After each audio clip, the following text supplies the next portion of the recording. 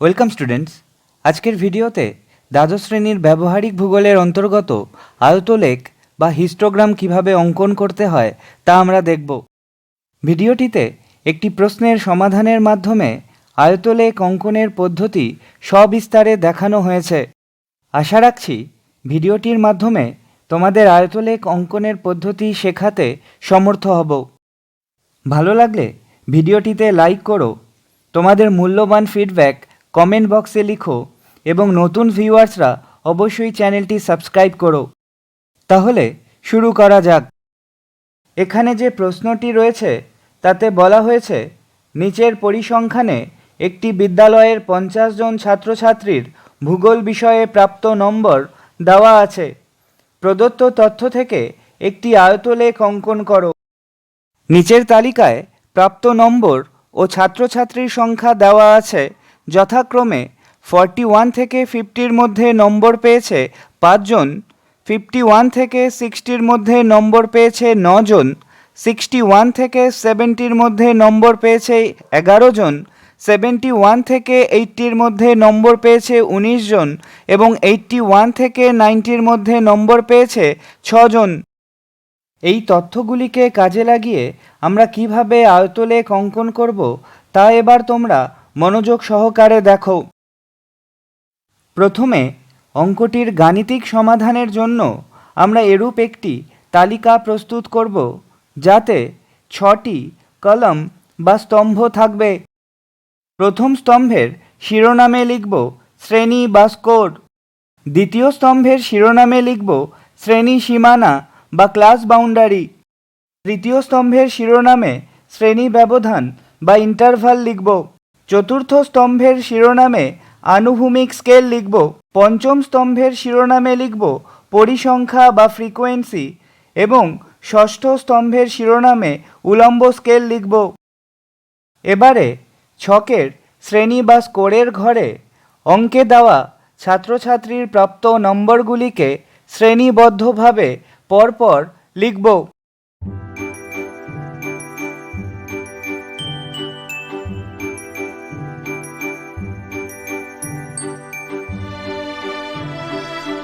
এবারে পরিসংখ্যা বা ফ্রিকোয়েন্সির ঘরে অঙ্কে দেওয়া ছাত্রছাত্রীর সংখ্যাগুলিকে পরপর লিখব।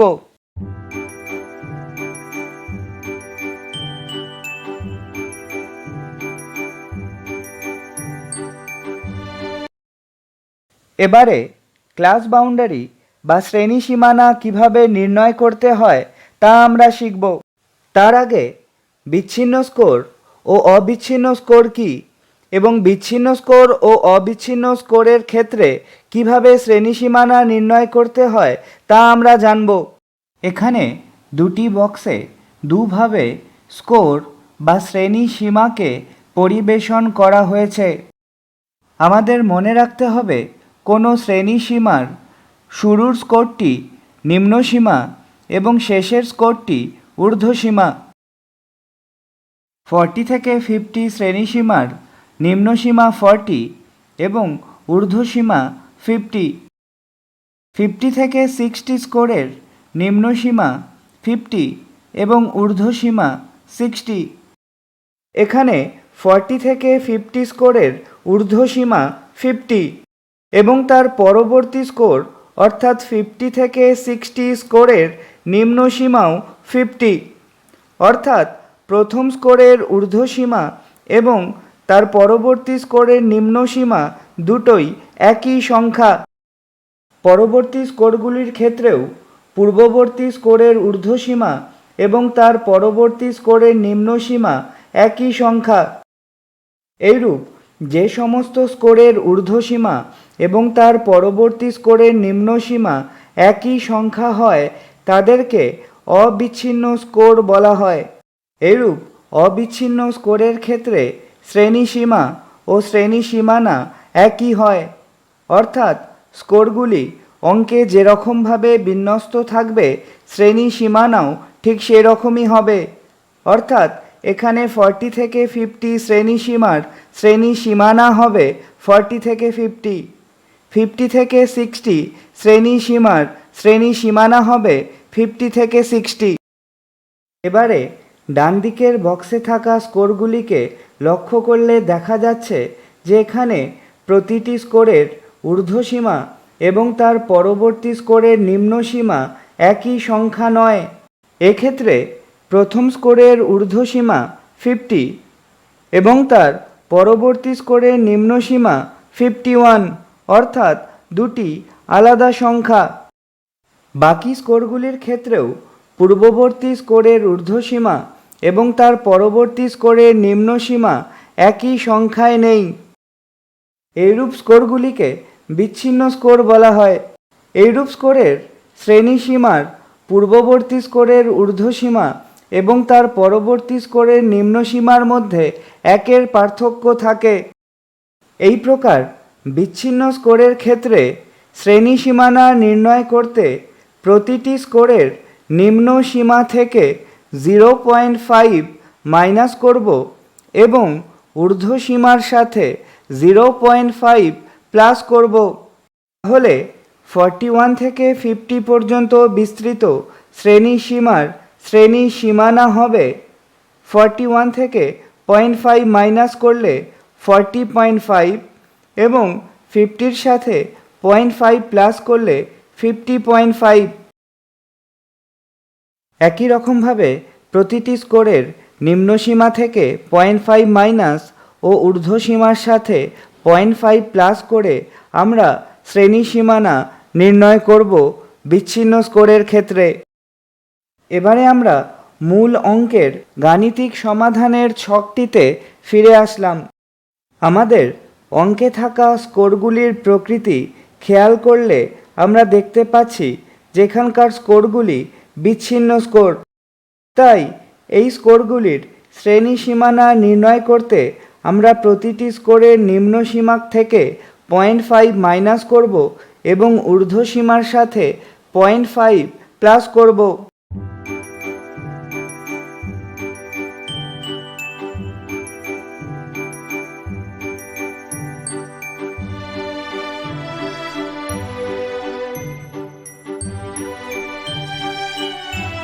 যেহেতু প্রতিটি স্কোরের শ্রেণীসীমানার মধ্যে পার্থক্য 10 করে, তাই আমরা শ্রেণী ব্যবধান বা ইন্টারভালের ঘরে প্রত্যেকটি শ্রেণীসীমানার পাশে 10 লিখব।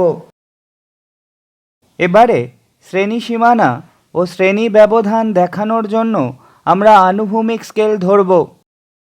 ছক কাগজের আনুভূমিক অক্ষে আমরা শ্রেণীসীমানা ও শ্রেণী ব্যবধানকে স্থাপন করব। তাই আমরা প্রয়োজন মতো আনুভূমিক স্কেল ধরে নেব।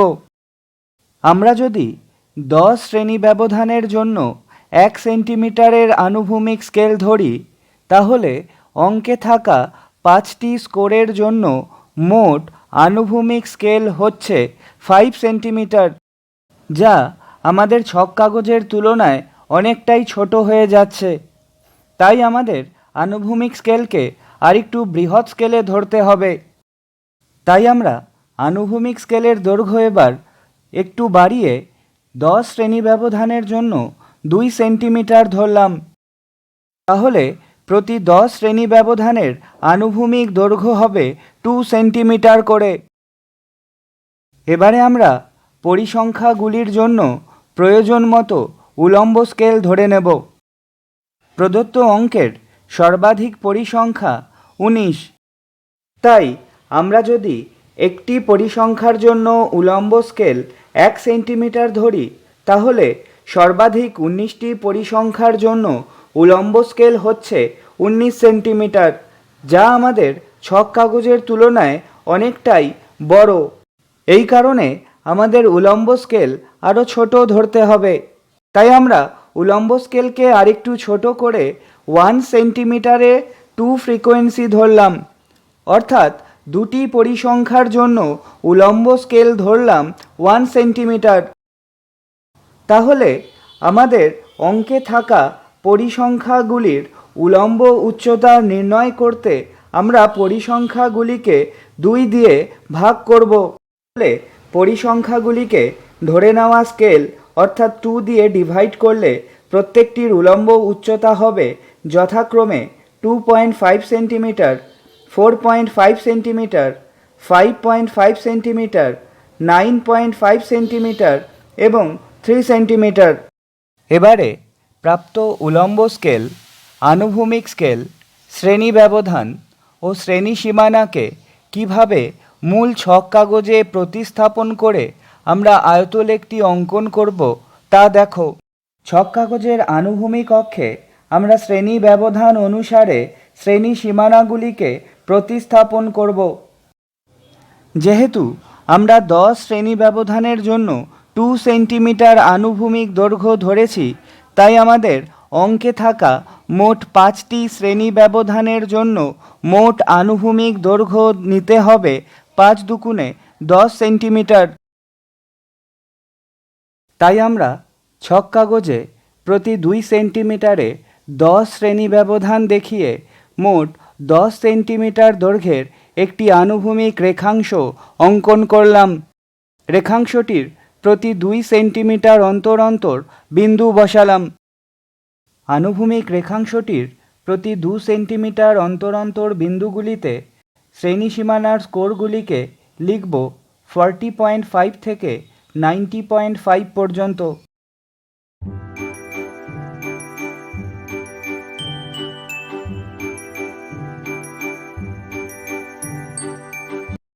যেহেতু আমাদের সর্বাধিক পরিসংখ্যার উলম্ব উচ্চতা 9.5 সেন্টিমিটার, তাই আমরা 9.5 সেন্টিমিটারকে একটু বর্ধিত করে অর্থাৎ 10 সেন্টিমিটার দৈর্ঘ্যের একটি উলম্ব রেখাংশ মূল বিন্দু থেকে অঙ্কন করব।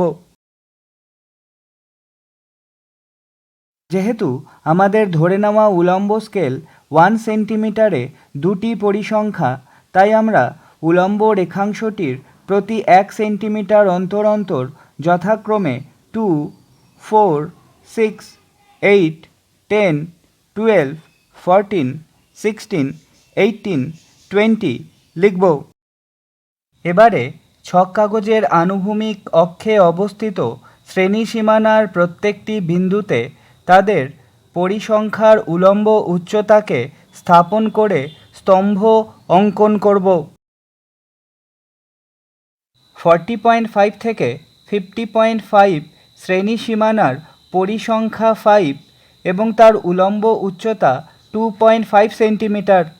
তাই আমরা আনুভূমিক অক্ষের 40.5 সেন্টিমিটারের বিন্দু এবং 50.5 সেন্টিমিটারের বিন্দু থেকে 2.5 সেন্টিমিটারের দুটি উলম্ব রেখাংশ অঙ্কন করব এবং রেখাংশ দুটিকে যুক্ত করে স্তম্ভ অঙ্কন করব।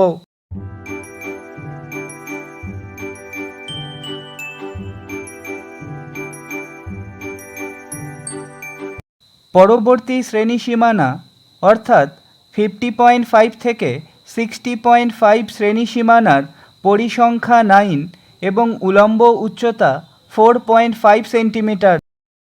অনুরূপভাবে আমরা আনুভূমিক অক্ষে অবস্থিত 50.5 ও 60.5 শ্রেণী সীমানার বিন্দু দুটি থেকে 4.5 সেমি দৈর্ঘ্যের দুটি উলম্ব রেখাংশ অঙ্কন করব এবং রেখাংশ দুটিকে যুক্ত করে স্তম্ভ অঙ্কন করব।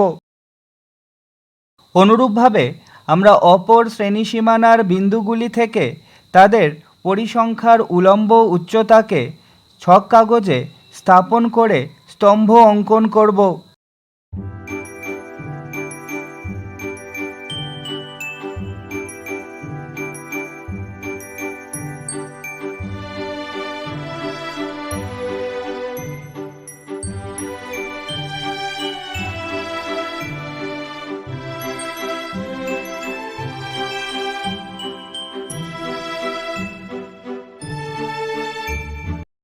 আনুভূমিক অক্ষ বরাবর যেহেতু আমরা শ্রেণী সীমানা বা ক্লাস বাউন্ডারিকে স্থাপন করেছি, তাই আনুভূমিক অক্ষ বরাবর লিখব ক্লাস বাউন্ডারি, ব্র্যাকেটে আনুভূমিক স্কেল লিখব অর্থাৎ 2 সেন্টিমিটারে 10 ক্লাস বাউন্ডারি। উলম্ব স্কেলে যেহেতু আমরা পরিসংখ্যা বা ফ্রিকোয়েন্সিকে স্থাপন করেছি, তাই উলম্ব রেখা বরাবর আমরা লিখব ফ্রিকোয়েন্সি বা পরিসংখ্যা, ব্র্যাকেটে উলম্ব স্কেল অর্থাৎ 1 সেমিতে 2 ফ্রিকোয়েন্সি লিখব। শিরোনামে হিস্টোগ্রাম বা আয়তলেখ লিখব।